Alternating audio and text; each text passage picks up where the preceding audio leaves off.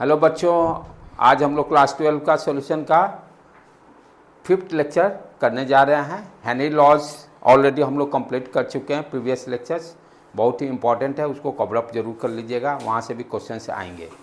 Right, तो आज हम लोग आगे उसको बढ़ाते हैं। फर्स्ट कॉन्सेप्ट को क्लियर करते हैं, वेपर प्रेशर। पिछला लेक्चर्स में भी लास्ट में मैं 5 मिनट्स कुछ बताया था वेपर प्रेशर के बारे में। राइट, वेपर प्रेशर से पहले जो न्यू स्टूडेंट हैं वो क्या करेंगे, स्ट्रॉन्ग फाउंडेशन को सब्सक्राइब और लाइक करके 12th पास होना है तो ज़रूर सब्सक्राइब और लाइक कीजिए। आपका स्टडी मोटिवेशन उससे मिलती है। जितने स्टूडेंट्स लाइक्स करते हैं, सब्सक्राइब करते हैं, एक टीचर को मोटिवेशन उसी से मिलता है ऑनलाइन प्लेटफॉर्म पर।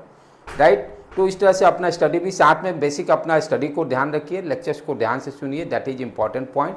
ज़रूर उसको लिखिए और बार बार उसको रिवाइज करते रहिए। कोई भी टॉपिक जो कंप्लीट हो जाता है तो टारगेट रखिए कि 15 डेज में वो टॉपिक को रिवाइज जरूर करना है। रिवीजन नहीं कीजिएगा फिर कहानी की 0 का 0 रहेगा। इसलिए revision that is very very important, वो हर सब्जेक्ट में ये ध्यान देना है बेटे।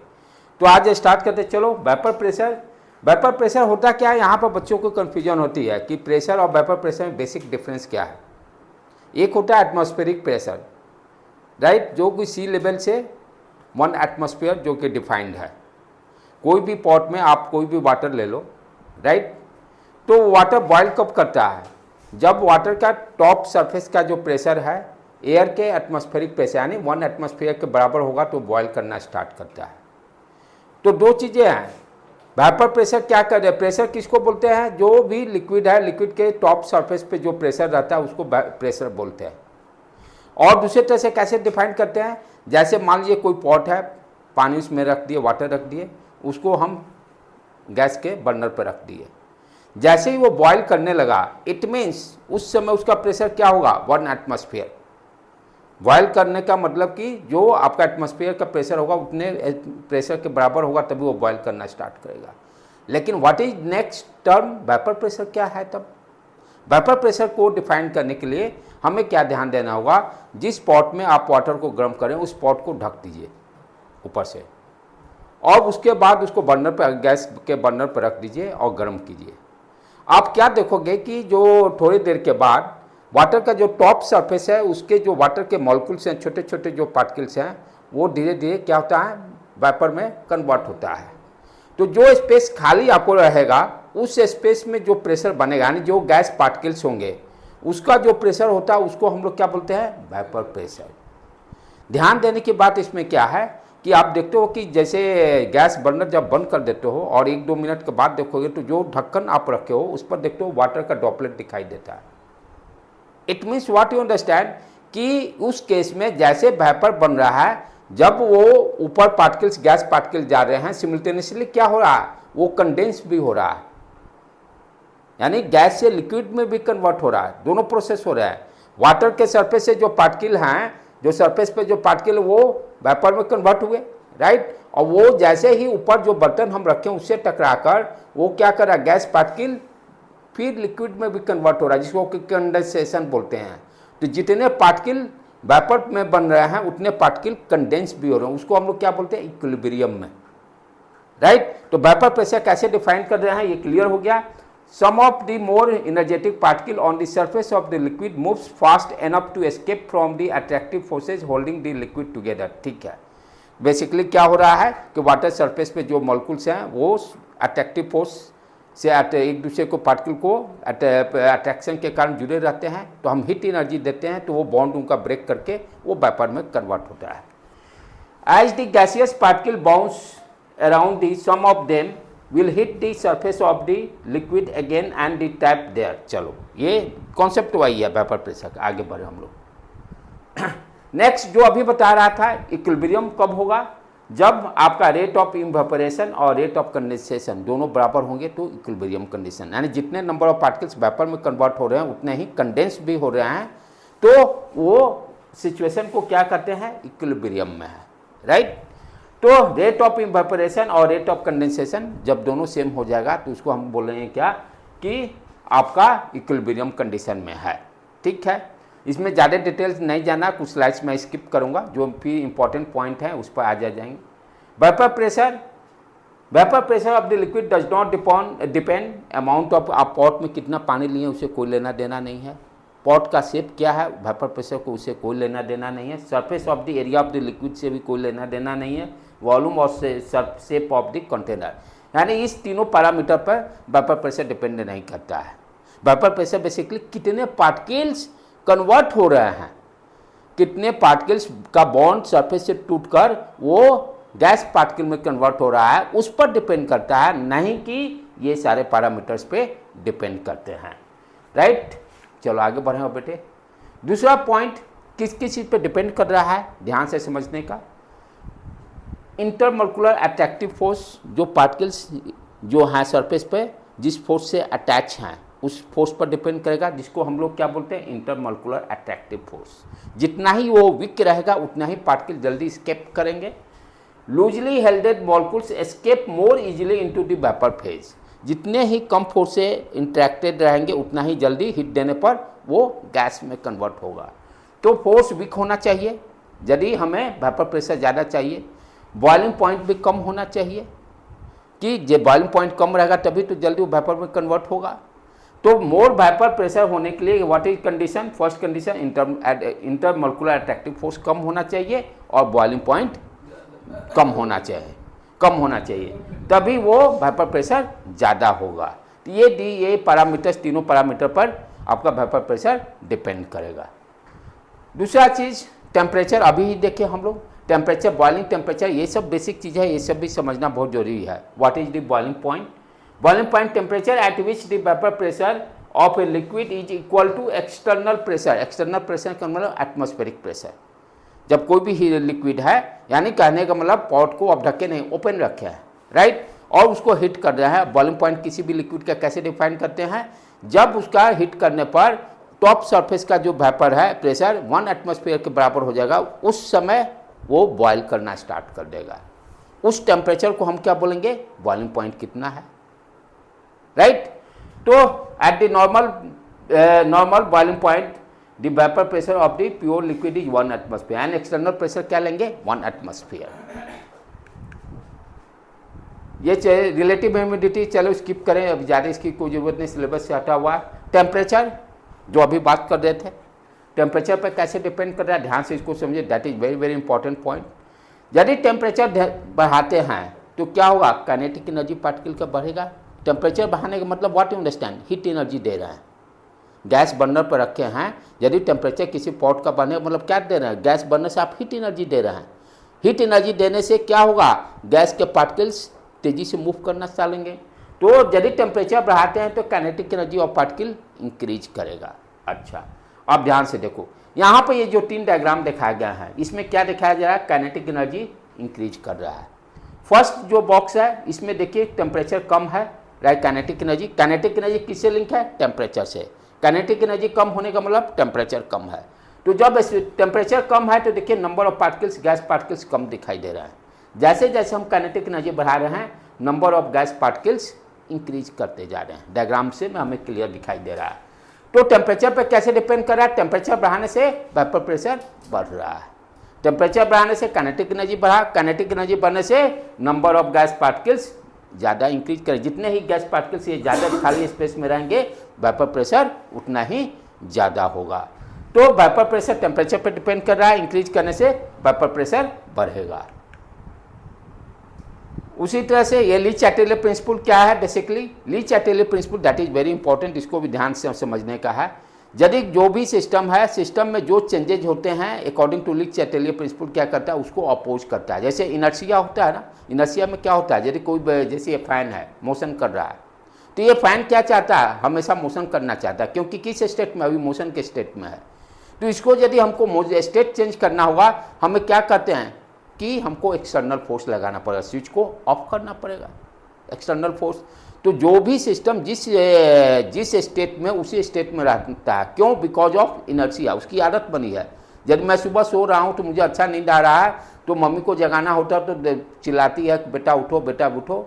मेरा नींद क्यों टूटता है, कि मुझे सोने में अच्छा लग रहा है, दैट इज माई, उस समय मेरा इनर्शिया, राइट। तो वही चीज़ ली चैटेले प्रिंसिपल कहते हैं कि जो जिस सिस्टम में है यदि प्रेशर ज़्यादा है तो प्रेशर ज़्यादा रहना चाहता है, लेकिन यदि हम चेंज करना चाहते हैं उसके प्रेशर को या टेम्परेचर को चेंज करना चाहते हैं तो क्या करना पड़े, उसको कंपनसेट भी करता है अकॉर्डिंग टू लीच चैटरजी प्रिंसिपल। जैसे मान लीजिए कि कोई रिएक्शन है आपका है कि टेम्परेचर बढ़ा रहे हैं, तो टेम्परेचर बढ़ाने से क्या मतलब व्हाट यू अंडरस्टैंड, रिएक्टेंट का हीट एनर्जी ज़्यादा होगा, तो क्या होगा, टेम्परेचर बढ़ाने का मतलब इंडोथर्मिक रिएक्शन वो होगा। तो लीच चैटरजी प्रिंसिपल का बेसिक क्या है, जो भी चेंजेस करेंगे उसको अपोज करता है लीच चैटरजी प्रिंसिपल, राइट। आगे बढ़ें, ये सब अभी इंपॉर्टेंट नहीं है, सिलेबस से कट भी हो गया है, रिमूव, इसको भी रिमूव कर लें बेटे हम लोग। हाँ अब ये आ जाओ, that is very important point. जिस तरह से हेनरी लॉ पढ़े थे, राइट, हेनरी लॉ हम लोग क्या पढ़े थे, पार्शियल प्रेशर निकाले थे, that will be equal to KH into mole fraction, right, और मोल फ्रैक्शन सोल्युबिलिटी पे डिपेंड करता था। तो ये रॉल्स लॉ जो है उसी का एक पार्ट है। जैसे क्लास 9 होता है ना, क्लास 9 के सेक्शन डिवाइड किए A और B, तो A और सेक्शन A और B क्या हो गया, क्लास 9 का एक पार्ट हो गया। उसी तरह से रॉल्स लॉ भी क्या है, हेनरी का एक पार्ट है, राइट। इसका भी मैथमेटिकल इक्वेशन उसी तरह का सेम रहेगा, राइट। तो लेकिन इसमें अब क्या है, दोनों में डिफरेंस क्या है, वहां पर हम क्या देखे थे, सॉल्वेंट क्या लिए थे, लिक्विड, और सॉल्यूट कैसा था, gas, gas in liquid. Henry law जो डिफाइन किया गया था, गैस इन लिक्विड, देखे थे ना, वाटर में एक्वेटिक एनिमल में ऑक्सीजन की मात्रा जैसे नीचे जाते हैं तो ज़्यादा रहता है, वो किस तरह का सॉल्यूशन था, गैस इन लिक्विड। सॉल्यूट क्या था, गैस था, और सॉल्वेंट क्या था, लिक्विड था, राइट।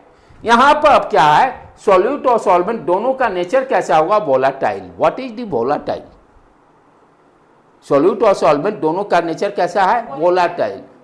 वोलाटाइल कहने का मतलब कि उसको यदि हीट देते हैं तो वो गैस में कन्वर्ट हो जाएगा। जैसे नमक है, नमक को आप हीट कीजिए वो गैस में कन्वर्ट नहीं होगा। यदि चीनी और पानी को मिला दिए हैं तो वाटर कन्वर्ट हो जाएगा गैस में, लेकिन चीनी शुगर जो है वो गैस में कन्वर्ट नहीं हो सकता है। लेकिन हमें अब सॉल्यूट भी इस तरह का लेना है कि सॉल्वेंट भी ऐसा लेना है कि दोनों को दोनों हीट करने पर गैस में कन्वर्ट हो जाए, राइट। तो उसके लिए रॉल्स लॉ है, उसके लिए मेरा रॉल्स लॉ है उसी पर। तो volatile in the solution of the volatile liquid the partial vapour pressure of the each component. अब ध्यान देना है कि जो पॉट हम ले रहे हैं, अब सॉल्यूशन कैसा हो रहा है, सॉल्यूट भी वोलेटाइल है और सॉल्वेंट भी वोलेटाइल है। यदि हीट देते हैं तो दोनों वेपर प्रेशर खाली स्पेस में बनाएगा।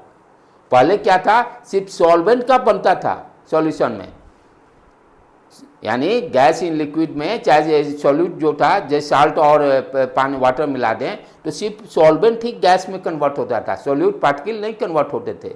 लेकिन यहाँ पर क्या होगा, सॉल्यूट और सॉल्वेंट इस तरह का ले रहे हैं कि यदि उसको हीट एनर्जी देते हैं तो खाली स्पेस में vapour pressure of the solute भी रहेगा, vapour pressure of the solvent भी रहेगा, यानी दोनों का पार्शियल प्रेशर ऊपर डिफाइंड रहेगा खाली स्पेस में, यानी वेपर प्रेशर दोनों का डिफाइन करेंगे। तो उसी का एक पार्ट है। लेकिन यहाँ ध्यान देना क्या है, सॉल्यूट और सॉल्वेंट का नेचर फिक्स कर दिया गया। किस नेचर का है, वोलेटाइल। वोलेटाइल करने का मतलब उसको हीट देने पर गैस में कन्वर्ट हो जाएगा। तो in the solution of volatile liquids the partial pressure of each component करने का मतलब what you understand, solute and solvent, दो कंपोनेंट हो गए ना, solute and solvent, is directly proportional to the mole fraction. तो जो सॉल्यूट का जो पार्टिकल होगा उसका वेपर प्रेशर क्या होगा, सॉल्यूट के directly proportional to mole fraction के बराबर होगा। सॉल्वेंट का उसी तरह से पार्शियल प्रेशर क्या होगा, उसके मोल फ्रैक्शन के बराबर होगा। ये आपका रॉल्स लॉ बोल रहा है, ठीक है, ये भी साइंटिस्ट का नाम है। यहाँ पर देखो मैथमेटिकल एक्सप्रेशन दिखाया जाए, पार्शियल प्रेशर ऑफ ए को मान लीजिए सॉल्यूट है, बी को मैं मान लेता हूँ सॉल्वेंट है। तो partial pressure of A is directly proportional to mole fraction, right. ये भी हम लोग ये आपका रॉल्स लॉ यही कर रहा है।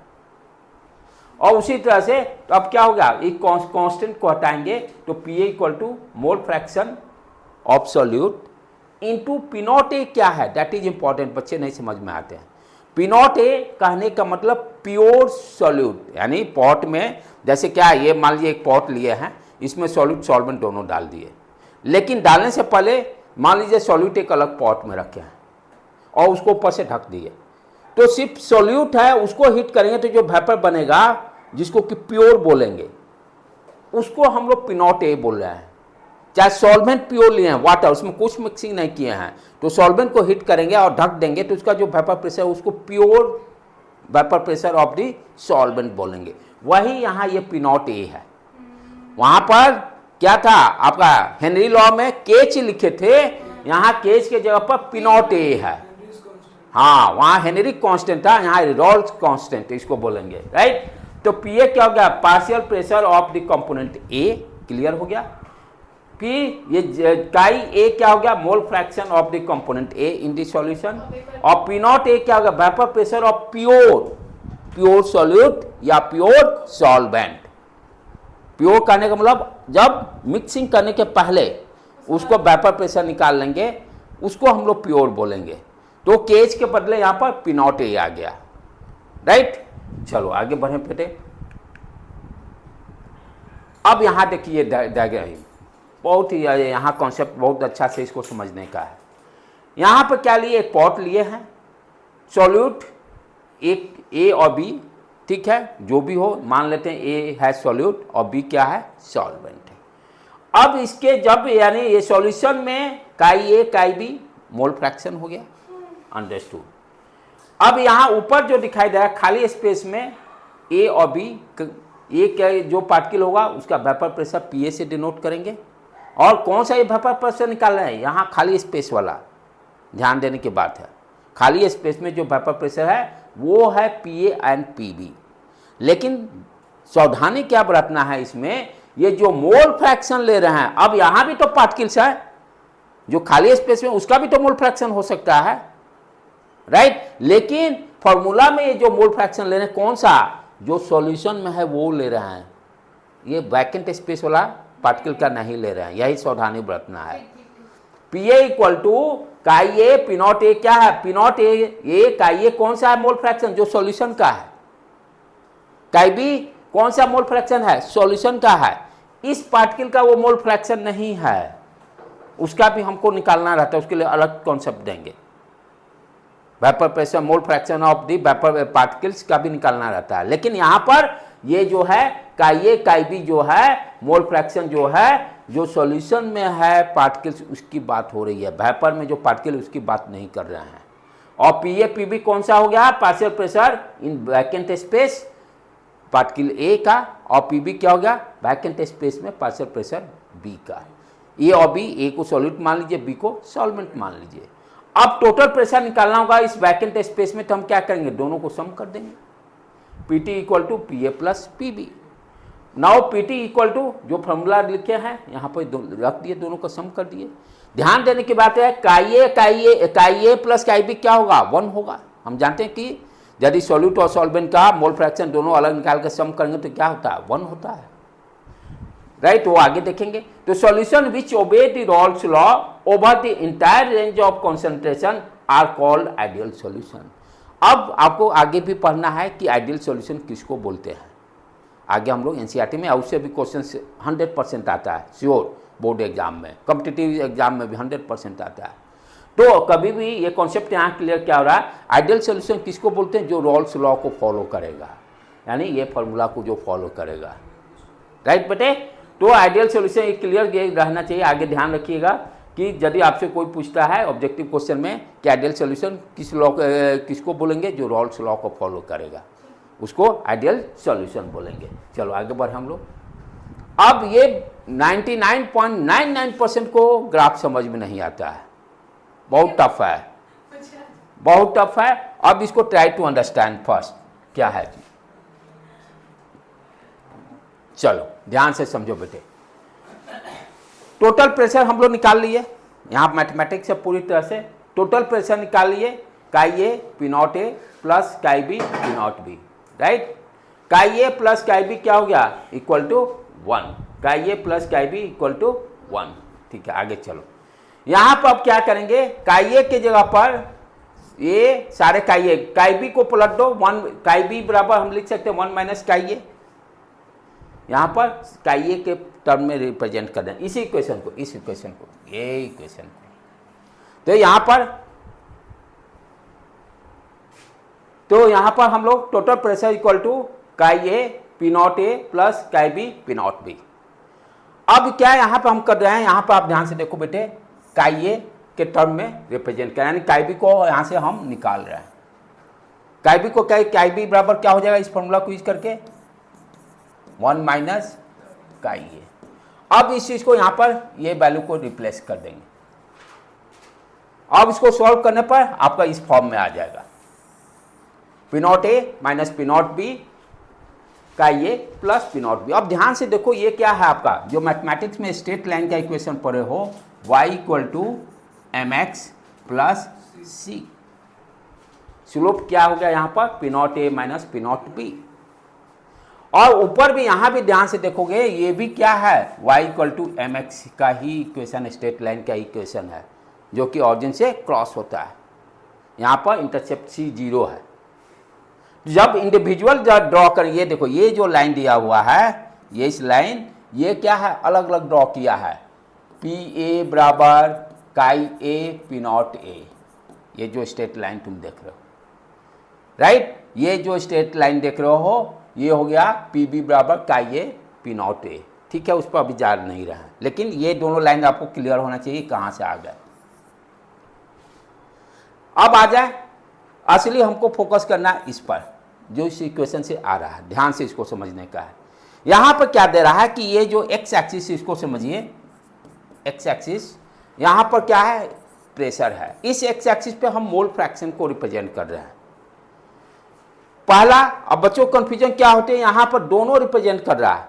पहले हम लोग सिर्फ सॉल्यूट के बारे में सोच रहे हैं, क्योंकि इक्वेशन में मेरा सिर्फ क्या है, यहाँ पर मोल फ्रैक्शन किसका है, सॉल्यूट का लिए है, राइट बेटे। तो यहाँ पर यदि काई ए का वैल्यू 0 होगा, काई ए का वैल्यू 0 होगा, यहाँ 0 पुट करो, क्या मिलेगा, P naught B, P naught B, ये पॉइंट कोऑर्डिनेट मिल गया। जब काई ए का वैल्यू 1 होगा, काई ए का वैल्यू 1 करेंगे तो यहाँ ध्यान देखो, पी नॉट बी कैंसिल हो जाएगा, क्या मिलेगा, पी नॉट ए। अब क्या करेंगे, 2 पॉइंट मिले, दोनों को लाइन से जोड़ दी, ये क्या दिया, टोटल प्रेशर, ये।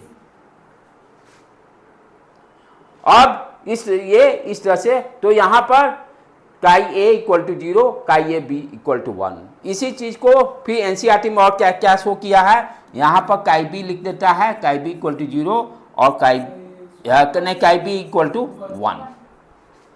तो इसी इक्वेशन को हम लोग यहाँ पर ड्रॉ किया है, राइट। तो this represent the equation of a straight line PT versus mole fraction, right. चलो आ जाओ अब।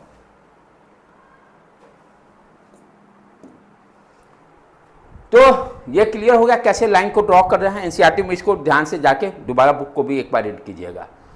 अब यहाँ पे एज्यूम क्या कर रहे हैं कि partial pressure of component A greater than component B.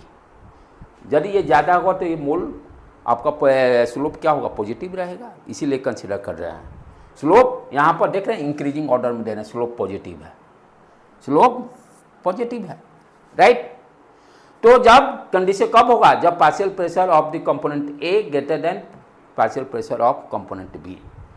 A is more, कब होगा पार्शियल प्रेशर, ये पी नॉट है ना, सिर्फ प्योर ये पार्शियल प्रेशर कब ज़्यादा होगा, जब ए ज़्यादा वोलेटाइल गैस वेपर में कन्वर्ट करेगा बी के रिस्पेक्ट में। सॉल्यूशन 2 है, सॉल्यूट और सॉल्वेंट। तो पार्शियल प्रेशर ऑफ सॉल्यूट कब ज़्यादा होगा, जब वेपर प्रेशर उसका ज़्यादा होगा, पार्टिकल्स ज़्यादा वोलेटाइल होंगे, राइट। और बॉइलिंग पॉइंट उल्टा होता है, अभी देखिए हम लोग बॉइलिंग पॉइंट अपोजिट होता है। तो इस चीज़ को ध्यान से समझने का है। लगभग बहुत सारे बच्चों को एनसीईआरटी से ये कॉन्सेप्ट क्लियर नहीं होता है। अब यहाँ पर आप ध्यान से देखो, इतनी अच्छी तरह से पीपीटी को डिजाइन किया गया है, सारे कॉन्सेप्ट को समराइज कर रहा है। कंपोजिशन ऑफ वेपर प्रेशर आप ध्यान से देखना है। अब यहाँ पर अभी जो हम लोग बात किए कि वेपर प्रेशर किसका निकाले, जो वैकेंट स्पेस में जो पार्टिकल्स हैं उसका वेपर प्रेशर निकाले, right. P A P B और दोनों को सम कर दिए। अब यहाँ पर अपोजिट खेला हो रहा है। अब क्या कर रहा है कि mole fraction of the Y A क्या है, mole fraction of the vapour particles जो वैकेंट स्पेस में है। अब पिछले अभी तक में क्या कहते, मोल फ्रैक्शन किसका लिए थे, जो सॉल्यूशन में पार्टिकल्स था। यहाँ पे अब जो ले रहे हैं हम लोग, यहाँ पे जो ले रहे हैं वाई ए और वाई बी, ये जो है ये वाई कौन सा है जो वेपर में है पार्टिकल्स, ये वेपर में जो है वाई एंड वाई बी मोल, ये इसकी बात हो रही है मोल फ्रैक्शन। अब आपसे क्वेश्चन पूछ देगा, ये तो मोल फ्रैक्शन सॉल्यूशन का निकल वहाँ पर दिया हुआ था ना, जब उसका पूछता है निकालने के लिए, लेकिन आपसे क्वेश्चन पूछता है find the mole fraction of the vapour particles. तो इट मीन्स क्या पूछ रहा है, वाई और वाई बी की बात पूछ रहा है कि वाई का मोल फ्रैक्शन क्या होगा वेपर में और वाई बी जो क्या होगा। तो क्या फॉर्मूला अपना, डाल्टन्स लॉ के हिसाब से पार्शियल प्रेशर जो वेपर में है that will be equal to mole fraction of vapour particles into PT, right. ये कहाँ से लिख रहे हैं, रॉल्स लॉ से। इसको कहाँ से हम लोग लिख रहे हैं, रॉल्स लॉ से, ठीक है। और दूसरा जो है पार्शियल प्रेशर ये जो है that will be equal to mole fraction into P naught A, ये रॉल्स लॉ से। ध्यान से समझने का है। यहाँ पर डाल्टन्स लॉ यूज भी कर रहा है, डाल्टन्स लॉ यूज कर रहा है कौन सा, किसका मोल फ्रैक्शन निकालने का, जो गैस पार्टिकल्स है जो वैकेंट स्पेस में है, राइट। उसी तरह से वाई भी क्या होगा, गैस पार्टिकल्स जो वैकेंट स्पेस में है। तो यहाँ पर क्वेश्चंस को कॉन्सेप्ट क्लियर रहेगा, तभी एनसीईआरटी के जितने एग्जाम्पल्स हैं उसको जरूर बनाइएगा। और केमिस्ट्री में क्या ध्यान देना है, एनसीईआरटी के examples that is enough for board exam, for NEET exam, for JEE mains exam. यदि उतना बच्चा बना लिया बहुत है, उससे ज़्यादा आने के कोई चांसेस नहीं है, लेकिन उसके एग्जाम्पल को बनाना बहुत ही ज़रूरी है, राइट। तो आज जाकर असाइनमेंट क्या रहेगा, इसका एग्जाम्पल्स को आपको पढ़ के एनसीईआरटी को एक बार लेक्चर्स को आप दोबारा देख के फिर एनसीईआरटी बुक जरूर पढ़िएगा, तभी ये कॉन्सेप्ट क्लियर होगा।